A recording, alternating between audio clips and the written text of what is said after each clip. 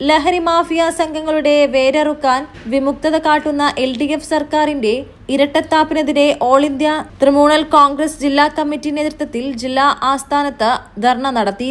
ജില്ലയിലെ വിദ്യാർത്ഥികളെയും യുവാക്കളെയും ലക്ഷ്യമിട്ട് കഞ്ചാവ്, MDMA ഉൾപ്പെടെ എത്തിക്കുന്ന പ്രധാന മാഫിയ സംഘങ്ങൾക്കെതിരെ നടപടിയെടുക്കാൻ മടിക്കുന്ന സർക്കാരിനെതിരെയായ ശക്തമായ താക്കീതായാണ് ധർണ നടത്തിയത്. പലപ്പോഴും ചെറുകിട വിതരണക്കാരെ പിടികൂടുകയും ആശ്രിതധാരന്മാരായ തലവന്മാരെ സംരക്ഷിക്കുകയും ചെയ്യുന്ന സൂത്രപ്പണിയാണ് പോലീസ് ചെയ്യുന്നത്. ഇവർക്ക് സർക്കാർ തലത്തിൽ സംരക്ഷണം ലഭിക്കുന്നതായും ജില്ലാ ചീഫ് കോർഡിനേറ്റർ KD അബ്ദുറഹ്മാൻ കുറ്റപ്പെടുത്തി.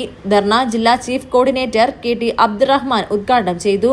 ജില്ലാ കോർഡിനേറ്റർ ഡോക്ടർ മുഹമ്മദ് മേമൻ അധ്യക്ഷത വഹിച്ചു. കേരള ലോയേഴ്സ് അസോസിയേഷൻ സംസ്ഥാന chief coordinator advocate Sajida Babu മുഖ്യപ്രഭാഷണം നടത്തി.